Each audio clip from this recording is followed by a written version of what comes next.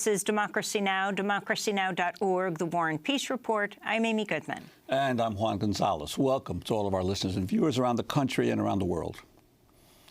We turn now to look at the fight for the future of the Internet. On Wednesday, nearly 70,000 websites and organizations are planning to take part in a massive online protest to save net neutrality. Participating websites will reportedly display messages on their home pages and encourage users to take action to save the Internet as we know it. Supporters of the action include Internet giants such as Twitter, Amazon, Facebook, Google, and Reddit. Supporters of net neutrality say the rules are needed to keep the Internet open and prevent corporate service providers from blocking access to websites, slowing down content, or providing paid fast lanes for Internet service. But net neutrality has come under attack by the Trump administration. Earlier this year, Federal Communications Commission Chairman Ajit Pai outlined his plan to dismantle net neutrality rules, despite polling that shows most Americans support a free and open Internet.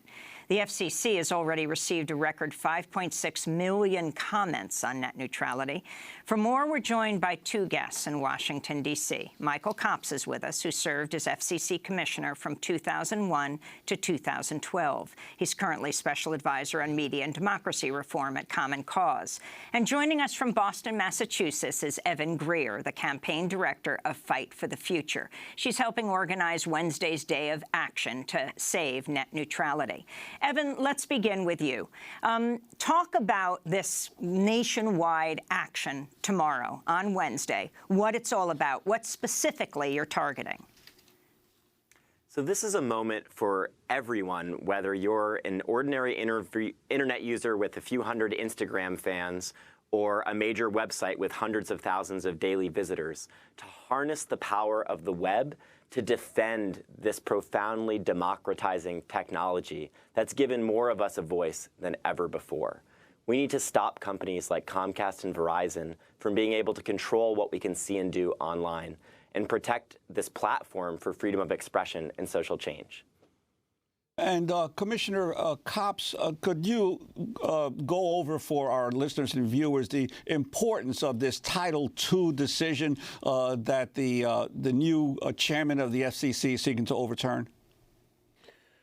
Well, first of all, the network is so vital to economic opportunity and innovation, and especially to democracy. I think Evan said it well. This is a tool of unparalleled power that can help us to build democracy. When you look at what has happened to mainstream media, radio, television, and cable, how it has been corporatized and commercialized and consolidated, how much journalism we have lost, you really get down to the essential question: is media providing the news and information that citizens need in order to make intelligent decisions for the future? There's a lot of evidence that that's really not happening right now.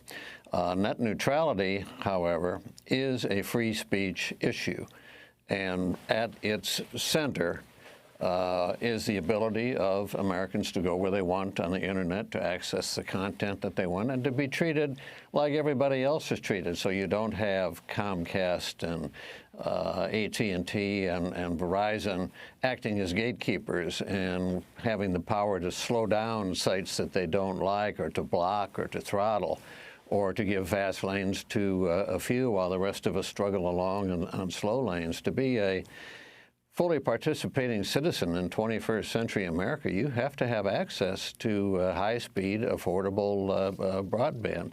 And that's what's at issue now.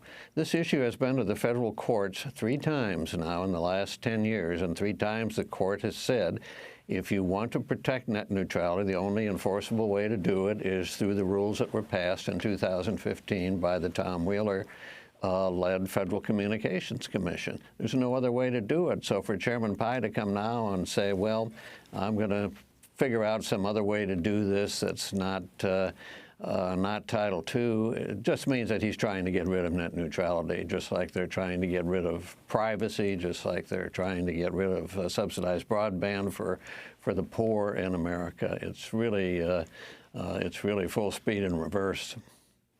You've called this FCC commission, Commissioner Copps, the worst you have ever seen. Why?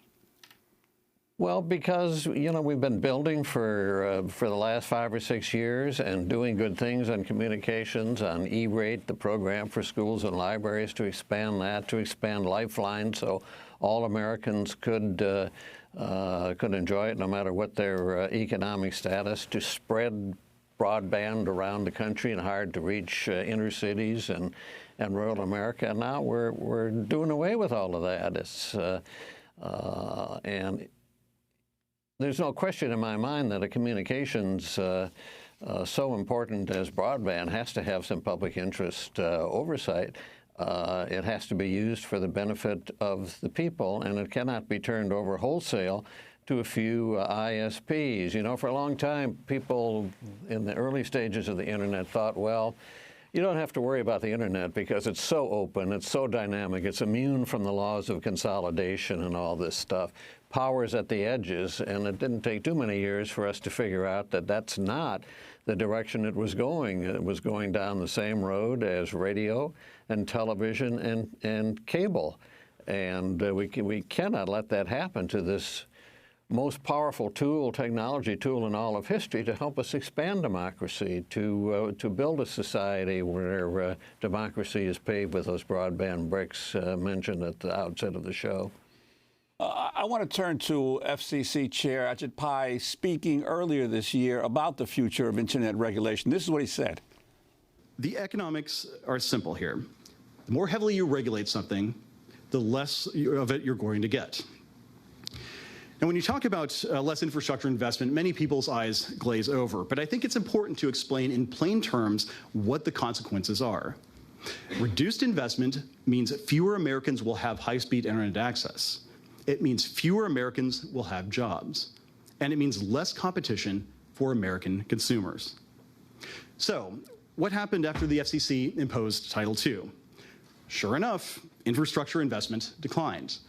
Among our nation's 12 largest internet service providers, domestic broadband capital expenditures decreased by 5.6%, or $3.6 billion between 2014 and 2016, the first 2 years of the Title II era. Former Commissioner Copps, what about this issue that Ajit Pai raises, that infrastructure investment by the private sector has declined rapidly since the Title II net neutrality laws were put into effect? That's just absolutely nonsensical. I don't know where Ajit got his facts from, but not too many weeks ago I heard Michael Powell, former chairman of the FCC, who now runs the Cable Association, talk about how phenomenal the investment was in the Internet. And open up your papers every day and you see these companies paying billions and billions of dollars for one another.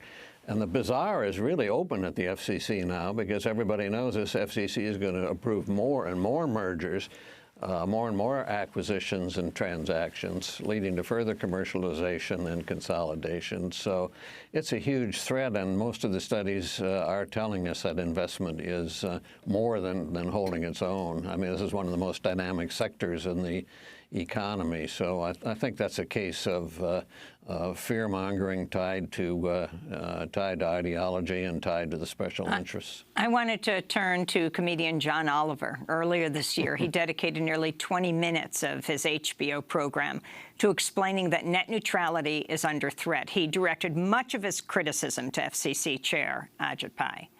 Pai's main argument is that we don't need Title II to have net neutrality, but some of his ideas for what to have instead are almost laughably lax. For instance, he reportedly floated just having ISPs voluntarily agree not to obstruct or slow consumer access to web content by putting that promise in their terms of service. You know, the things that no human being has ever read and that can change whenever companies want them to. That idea would basically make net neutrality as binding as a proposal on The Bachelor.